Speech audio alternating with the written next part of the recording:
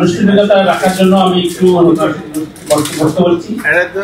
তিনটা ক্যারেক্টার আমি একটু গুরুত্বপূর্ণ মনে করছি আজকে। শাকিব খানের ছবি, যেহেতু শাকিবিয়ানদের অন্যতম যে পরিচালনা করে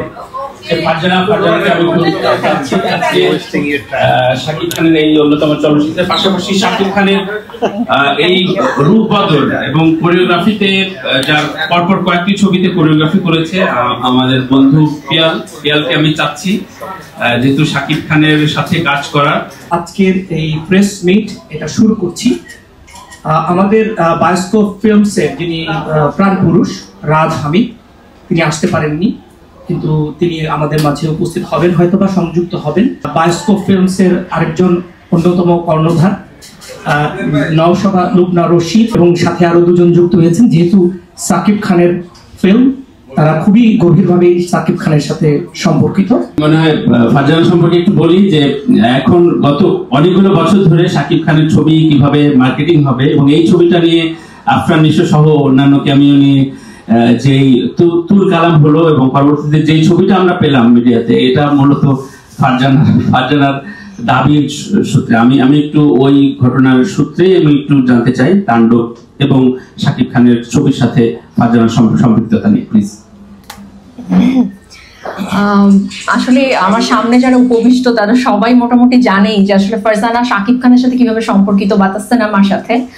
বাট আমি প্রথমেই আগে ভীষণভাবে কংগ্রাচুলেট করতে চাই বায়োস্কোপ ফিল্মসকে, আর এবং আরো বেশি ভালো লাগছে যে শাকিব ভাইয়ের তাণ্ডব দিয়ে তাদের আসলে হাফ জার্নি, হাফ সেঞ্চুরি তারা পূর্ণ করলো, 50তম। এটা আসলে বিগ কংগ্রাচুলেট আপু।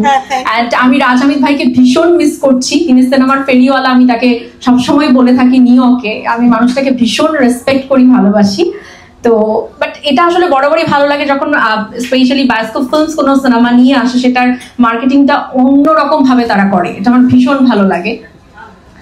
আর এই মুভিটা নিয়ে, তাণ্ডব নিয়ে আসলে সম্পৃক্ততা নতুন করে হওয়ার কিছু নেই। শাকিব খানের যেটাই আসুক সেখানে ফারজানা থাকবে, এটা একটা অবধারিত ব্যাপার।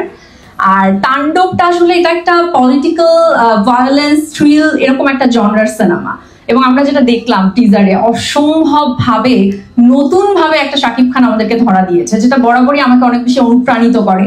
এবং একজন শাকিবিয়ান হিসেবে আমি বরাবরই অনেক বেশি গর্ববোধ করি। আগ্রহের জায়গাটা তাণ্ডব কিন্তু একদম পুরো ফুলফিল করে দিয়েছে, মিট আপ করে ফেলেছে। So thank you so much. সবাই তাণ্ডব দেখতে আসুন। এই শাকিব খানে আবারও মুগ্ধ হতে হবে। Thank you.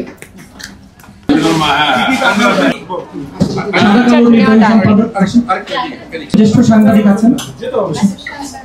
বায়োস্কোপ ফিল্মসের 50টি ছবি প্রদর্শন উপলক্ষে এই কেকটি কাটা হচ্ছে এবং আপনারা সবাই এই সুন্দর মুহূর্তের সঙ্গী হচ্ছেন। আসলেই নিশ্চয়ই একটা অসাধারণ মেগাস্টার শাকিব খানের ফিল্ম দিয়ে করতে পারছি দেখে আমরা খুবই আনন্দিত। তুই ওর সাথে হাত Congratulations to Bioscope Films. Yeah, very nice. আপনারা আমাদের পাশে থাকলে, বাংলাদেশি সবাই আমাদের পাশে থাকলে কিন্তু আমাদের সার্থকতা। কারণ বাংলাদেশিরা যেরকম যত বেশি সিনেমা দেখবে তত বেশি ফিল্ম, মানে আমাদের বাংলাদেশি ফিল্ম আর্ন করবে। ওই বৈদেশিক মুদ্রাটা আমরা দেশে পাঠাবো যাতে প্রডিউসার ডিরেক্টররা ভালো ভালো গল্পের ভালো ভালো সিনেমা নির্মাণ করতে পারে। আচ্ছা, নাজুল ভাই কিন্তু পিছনেই থাকলেন। এখন অনানুষ্ঠানিক ভাবে এই পর্বটি চলবে এবং এরপরে সবাই আমরা একসাথে